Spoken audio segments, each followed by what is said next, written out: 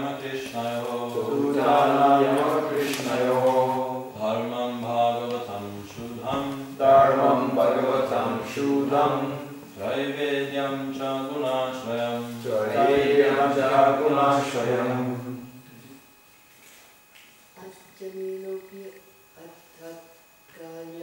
Ajamilopya Atakanya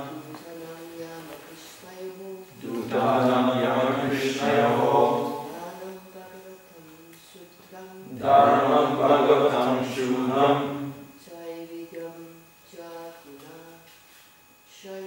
Traivedyam Cha Gunashvayam. This second portion that also Bhaktiman Bhagavati Ashu Mahatmya Shravanat Dhari Antapo Mahannasit Smaradushupamatmanaha Ajami Api also Ata thereafter Akarnya hearing Dutanam of the order carriers Yama Krishnayo of Yamaraj and Lord Krishna Dharmam actual religious principles Bhagavatam as described in Srimad Bhagavatam or concerning the relationship between the living being and the Supreme Personality of Godhead. Shudham, pure. Traivedyam, mentioned in the Three Vedas. Cha, also. Guna Ashrayam, material religion. Under the modes of material nature. Bhaktiman, a pure devotee. Cleans of the modes of material nature. Bhagavati, unto the Supreme Personality of Godhead. Ashu, immediately.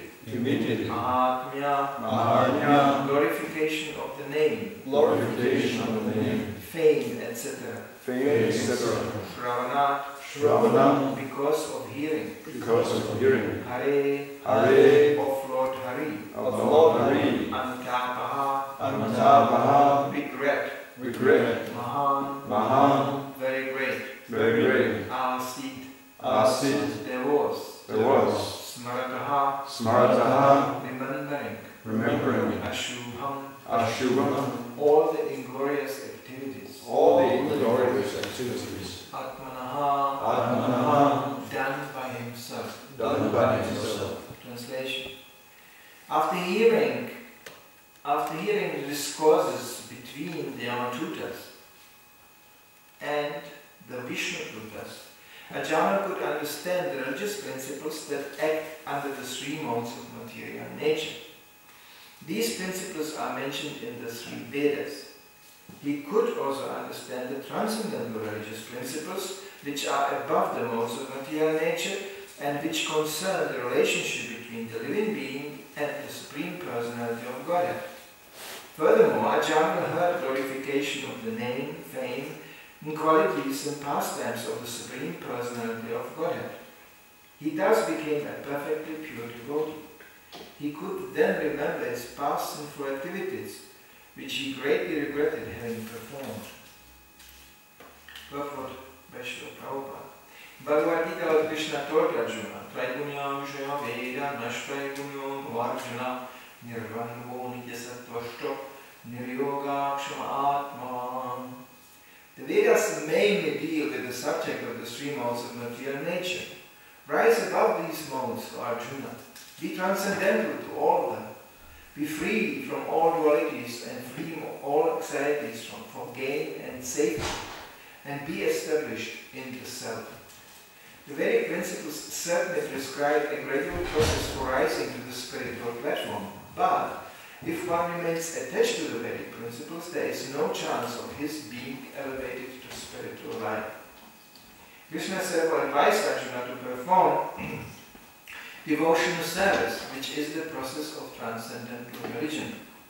The transcendental position of devotional service is also confirmed in Srimad Bhagavatam.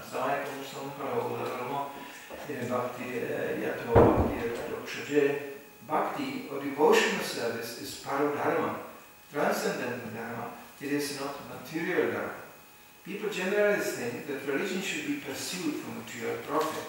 This may be suitable for persons interested in material life, but one who is interested in spiritual life should be attached to paradharma, the religious principles by which one becomes a devotee of the Supreme Lord, Yato Bhaktir Adokshati.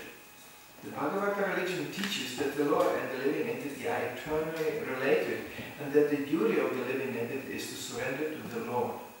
When one is situated on the platform of devotional service, one is freed from impediments and completely satisfied. Ahituti apratihata yayatma suprasidati. Having been elevated to that platform, Ajahn began to lament for his past materialistic activities and glorify the name, fame, form and pastimes of the Supreme Personality of Godhead. Namo Vishnu Padaya Krishna Prasthaya Buddhaya Srimati Bhaktivedanta Swami Namaste Saraswati Deva Gurmani Prachani Nirvishesha Srimati Prashkata. After hearing the discourses between the Yamatudas and the Vishnatudas, Ajahn could understand the religious principles that act under the three modes of material nature. These principles are mentioned in the three Vedas. He could also understand the transcendental religious principles which are above the modes of material nature and which concern the relationship between the living being and the Supreme Personality of Godhead. Furthermore, Ajahn heard glorification of the name, fame, qualities and pastimes of the Supreme Personality of Godhead. He thus became a perfectly pure devotee. He could then remember his past sinful activities, which he greatly regretted having performed. So this is where the transcendental nature of Srimad Bhagavatam becomes revealed. It goes far beyond even material religiosity, which is advocated in the Vedas because of the fallen condition of the living entities, because the whole process is a gradual elevation from one step to another. So, to prematurely dive into transcendental subjects turns one to be a sahajiya, and therefore the Vedas prepare oneself. In the Vedas they teach, they address the mode of ignorance, mode of passion, and mode of goodness. So gradually one can be elevated. The word gradually is always mentioned there by Srila Prabhupada also. Of course, by the mercy of a pure devotee, there is such a thing like an instant blessing, instant revelation. Even a dog can go back home, back to Godhead, while being directly blessed by Lord Chaitanya. But this is exceptional, it's not the standard. The standard is that we gradually rise ourselves. Therefore, a preacher like Srila Prabhupada was so determined and so cannot be deterred by any failure, because any progress, even towards the path of Krishna consciousness, is a benefit, especially coming from such an extremely fallen position like we come from while being born in this Western world. There can be only gain, there cannot be any loss. Because even the living entity cannot grasp ultimately, and we see it again and again, how devotees are dominated by material concepts and material motivations. But still it made a progress from, it's like when you speak to parents, you get the idea, they can see it. He was spaced out, now he is not so spaced out. That's progress. He was mad, now I can talk to him. It's progress. It's physically visible. Common sense people can appreciate, oh yeah, there is progress done here. But it's still nothing to do really with the transcendental. The real thing mentioned here is that Ajahn actually, coming from this actually very fallen position, whereby we have to notice that he came from a Brahminical background. So therefore he was potentially capable to be raised at least to the mode of goodness. But due to association and due to circumstances, he was in a very fallen position. And gradually, he got actually, ultimately by the mercy of the Vishnatudas, he got the whole package. he got explained the material principles, that means like the preliminary stage, and he also could understand the ultimate stage, that means active relationship to Krishna and devotional service. We are not in active relationship to Krishna and devotional service. We are sadhana bhakta. That means we are in active relationship to the rules and regulations. That's our relationship. And whenever you hear, oh, Krishna taught me, now I understood Krishna, just disregard this. Maybe you are lucky you met some Paramahamsa, but there has to be Z, as our previous GBC used to say. You want to know who is a pure devotee? Then come in 40 years and look around who is still standing in the kirtan. Well, he's not standing here anymore. Anyway, so practical test. Can you stay in Krishna? Can you stay engaged in that process? So there is a different stages. There is ruchi, there is taste, and then is attachment to the taste, and then comes bhava, which is not exactly prema yet, but it's already very, it's a very, you would say, activated relationship. But the relationship in full bloom, prema, okay, let's see by result. You cannot say I have a full relationship to Krishna and just go for some material concept.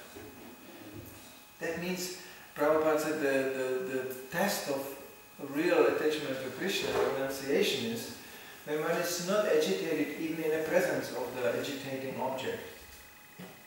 One doesn't get activated. Prabhupada demonstrated, he said, yeah, I can also see that many beautiful girls in this movement. But you, Americans, you always plan further. So this is the difference. Yes, the senses go, hey, look, beautiful girl, huh? And the mind goes, wow, let's think about it. And the intelligence in me starts to scheme, how do we get to it? How do we come to the level of, from the visual and vocal perception, you hear the voice, women are just designed for that. It's just the voice, the form, and then comes the first desire to touch. And as you touch, boom, the whole electricity exchange takes place. So then Prabhupada said, yeah, but that's where the body stops. The mind goes, oh, and then the intelligence goes, ooh. But because superior intelligence, foreseeing the result of that action, thank you for the information. Yeah, I can see it's a nice story. Thank you. Bye bye. Hare Krishna, Hare Krishna. It's perfectly demonstrated an example of Haridas Thakur, who was confronted with the most professional seducer, a perfect prostitute, not these junkies today. It was a really, high class. In America, that prostitutes are like princesses. They had their own houses and palaces, and they had their own very selected customers. So there is such a thing like a high class prostitute. Still Haridas Thakur he was not fighting it. He was not. He said positively or negatively. He said, Mataji, very nice, good idea, yes, but I have to finish my rounds. The problem is what she didn't know, that he never finishes his rounds. So by sitting there waiting, and by receiving his association, instead of he getting her association, she became purified to such a degree, like a Jamnu, that she said, oh, what am I doing? I'm just trying to seduce a saint. We have stories to tell amongst devotees of such a kind, yeah. Women coming into Krishna consciousness, who is the next? I could quote some of my sannyasi godbrothers from America. He said, I heard some American sandwiches populated by this women who just come down to harm the last remaining Brahmacharis. It's called Sunday feast. Just, And the only one who can know woman is on the hunt is another woman. Men don't get it. They just very interested in Krishna consciousness. Very interested. She has so many questions. I have to answer them all. You know, because women, they can just work on so many different platforms. Men, they can work on one platform. Get it or get it not. You know, that's all. You know, that's all. But women, they can, of course there are men who are very female, they know the art of seduction and this kind of thing also. So it's a really sick, dangerous game out there, where everybody just tries to get to the other one just to get his thing. This is called love in a material world.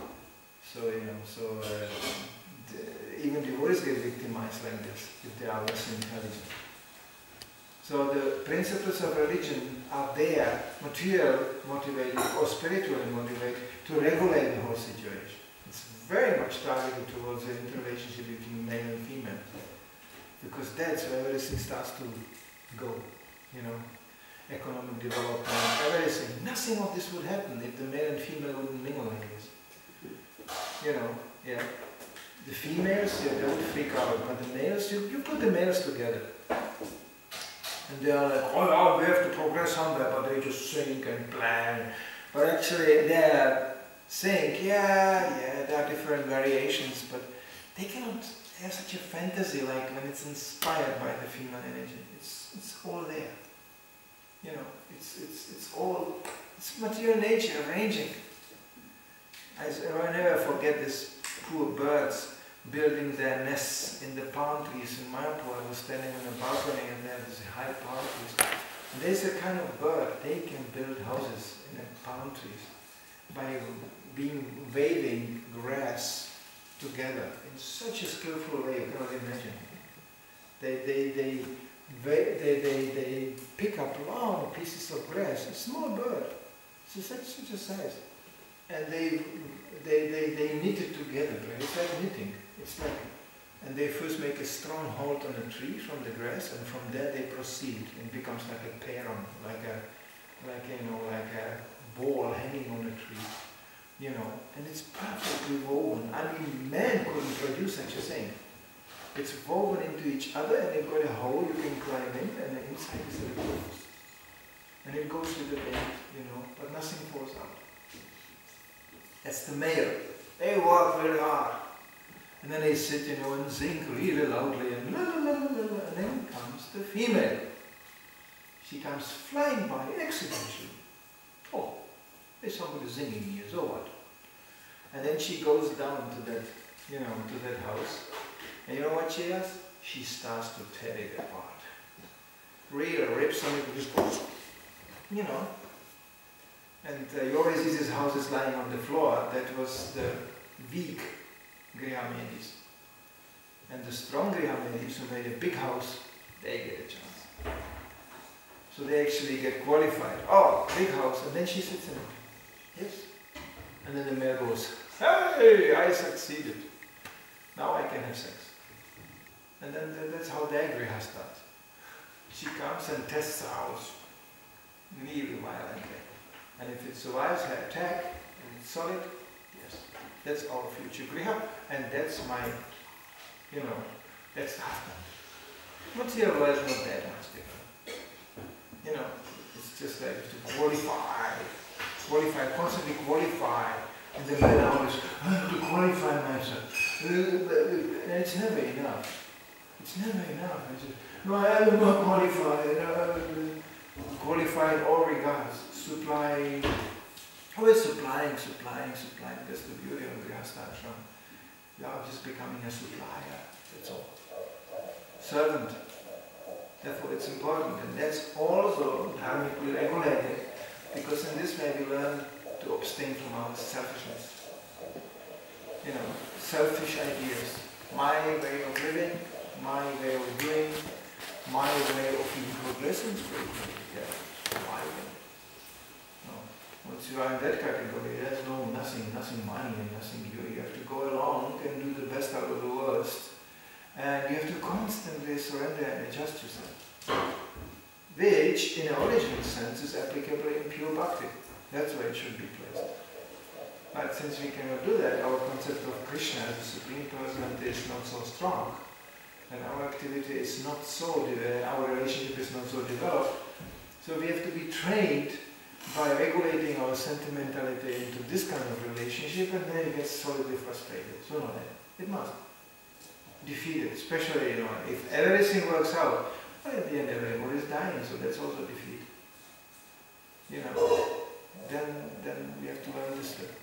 We have to experience, because the experience, the vijnana comes from the heart. It doesn't come from the brain. The problem is that we are so cursed by all this knowledge. So you can learn and repeat, and devotees become like tape recorders, and they just go, and sometimes we need to forget the hearing. You are just disseminating, but you don't hear anything. And then it becomes blocked. Because the hearing and the listening is a process which is to complement each other all the time. Only then one can actually preach. And I don't mean this humanistic, sentimental, pathetic, empathetic listening to any garbage which comes on the road. This is against the Shastra completely. I mean listening from a bona fide source. Listening from the Shastra, Guru, Shastra, Sadhu. That's where the listening department is. And then comes the conditioned source. That's where the preaching department comes. Therefore, there is 3 levels. Whom shall I listen from? With whom shall I make friendship? And whom shall I advise or try to preach to? If I mix it up, then the problem starts. It's a problem. For every devotee, there's a problem. By assuming a false identity, one thinks, I don't have to listen like it. And then one is preaching to those one should actually listen from. This becomes completely mixed up. It actually turns into the offensive department. So Ajahn was perfectly advised by going through this whole experience and in the presence of Vishnu Tudas. So what his position is, how to progress, Prabhupada called it by proper means. That means, means applicable to our position. Therefore, spiritual master is absolutely essential, because he will select, and he knows that this type of medicine is good for this person, and this type of medicine is good for this person. Sometimes even the PSI spiritual masters encouraging material religiosity or something like that. But that's just for that particular situation, to place the disciple in a position when he can finally receive some transcendental instruction. So this is all a strategy. It's all strategic. Like Prabhupada, when you see what he did in the beginning, he actually didn't preach hardly at all. He was, sometimes disgusted seeing his first hippie disciples having girlfriends and this. But they were so fallen that he couldn't just introduce much. But he did. As soon as you came to goes to Prabhupada, you got some instruction. Wash your hands in the kitchen. He was always chasing them. Wash the hands, wash the hands. When the Maharaj describing it was first time helping Prabhupada in the kitchen, Prabhupada was always, wash the hand. And he didn't know why. Until he realized, I'm touching my mouth all the time. I didn't know it even I'm doing these kind of things. People, do all kinds of things without knowing it because they did it for so many years. So they're just habituated to that. So Prabhupada exposed it. Said, no, I cannot do this now. And when they asked him, Prabhupada, you're always introducing so many rules. Are there more rules? Prabhupada said, if I would tell you all of them, you would faint. And you would leave, and I would be again a lonely old Indian walking here in New York. Alone. So Prabhupada very modestly gave us that what we could handle at that particular time. And as soon as something was done that was achieved, he raised his hand immediately. And he was not ashamed, despite all the criticism. I just had a forward thing. He just sent me an email. He's always sending me this kind of things. Prabhupada had such a sharp memory, There was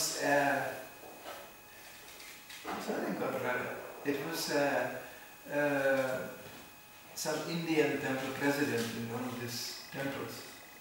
and the early devotees arriving in India, you know, had no place to stay. So they had to stay in all kinds of places, temples, in Gaudiya temples of course, and just, you know, so encountering the first Western disciples, they looked like devotees. This quite prominent, you know, Vaishnava said, no, you cannot stay in my temple because you are not real devotees. You know, but he said, we are disciples of Bhagavad Swami. And you know, and we are devotees. He said, no, you are not, you are nakshas. You are of such a low birth that you cannot stay in my temple. You know, you cannot be devotees. So they reported this to Prabhupada, oh, we cannot stay in this temple. He's saying, we are not devotees. That was in the early stage, in the very early stage. Prabhupada never forgot this, because it didn't took, I mean, it must have taken almost 10 years later. Prabhupada was building his temples in India, bringing lots of money to India. But this gentleman, this Paka Brahmana, you know, asked Prabhupada if he could help him by giving him some loan so he can also develop more his temple. But he completely, probably didn't even know that, you know, 10 years or 6 years before, he was designating Prabhupada's disciples as being hopeless nakshas. Prabhupada never forgot that. So he wrote him a letter. The letter is so far. I was just thinking, Prabhupada was such a... You cannot say... I mean, if I would devise it as a joke, I couldn't do it better. But I think Prabhupada meant it seriously. He wrote him, my dear sir, you know, with utmost regret, I have to tell you, I cannot give you any money, because this money I'm operating with is so impure because it was collected by mlekshas.